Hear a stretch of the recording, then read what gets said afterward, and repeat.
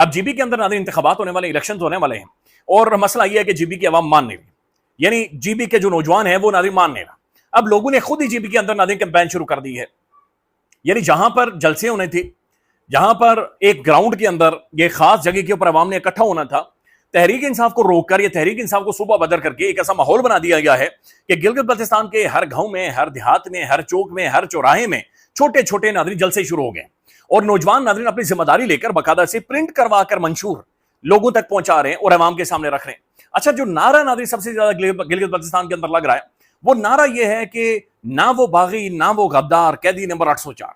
यानी जीबी की आवाम यह कह रही है कि भाई वो बागी भी नहीं है, वो गद्दार भी नहीं है, वो एक सिस्टम के ऊपर यकीन रखता है, वो निजाम के ऊपर यकीन रखता है, और हम ये समझते हैं कि इमरान अहमद खान नियादी जो कैद में है,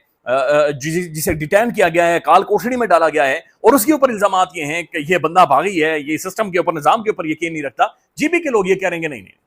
ना वो कैदी, ना वो बागी, कैदी नंबर 804, ये नारा मैसिवली रख रहा है। अच्छा, फिर जो नौजवानों को मैंने सुना है वो ये कह रहे हैं कि आपने जुल्म के खिलाफ वोट देना, आपने जुल्म के खिलाफ वोट देना।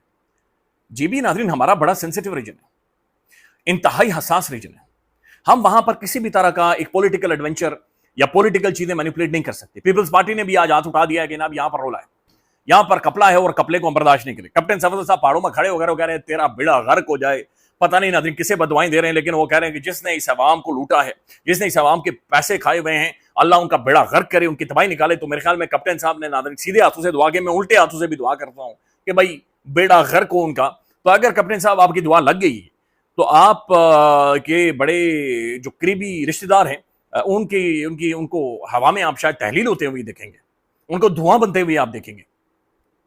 तो ये सूरत नाज़रीन जीबी के अंदर बनी हुई है। शायद खटक साहब को भी अब खबरें आ रही हैं, वो वहां पर कैंपेन कर रहे हैं, लेकिन शायद खटक साहब को भी उन्हें मैसूर कर दिया गया है, तहरीक इंसाफ का जो सेक्रेटेरिएट है, और उन्हें भी शायद सुबह बदर किया जाएगा। बैरिस्टर गौहर साहब नाज़रीन इंतहाई ठंडे हैं,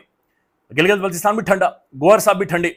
तो खबरें ये आ रही हैं कि जो विजुअल्स आए नाज़रीन उनमें भी गौहर साहब गर्म हो गए, और गौहर साहब भी बड़ी तगड़ी कोशिश कर रहे हैं कि किसी तरह से कैंपेन चलाएं, लेकिन ज़ाहिर महदूद कर दिया गया, पीटीआई को बड़ा लिमिटेड कर दिया गया है। आज बिलावल भुट्टो जरदारी साहब ने कहा कि वो कैदी 420 है, और उसने अमेरिका को एब्सोल्युटली नोट नहीं कहा था, जरदारी साहब ने एब्सोल्युटली नोट कहा था, लेकिन किसे कहा था ये बिलावल साहब ने नाम नहीं लिया। बिलावल साहब ने कहा कि मेहमानों की बेसिस बंद कर दी थी, लेकिन अमेरिकन नहीं कहा। खान ने बैनुल अक़वामी मीडिया पर बैठकर एब्सोल्युटली नॉट ये इसलिए कहा था कि भाई हम एक खुददार कौम है, हम एक सोवरेन नेशन,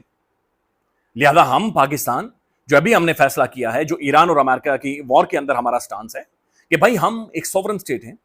हम फैसिलिटेट कर सकते हैं, हम पीस के हवाले से बातचीत कर सकते हैं, पीस इनेबलर के तौर पर देखे जा सकते हैं, लेकिन हम बेसिस देकर, अड्डे देकर, हम ये जो बाकायदा से सोलतकारी है इस तरह की, ये हम नहीं करेंगे।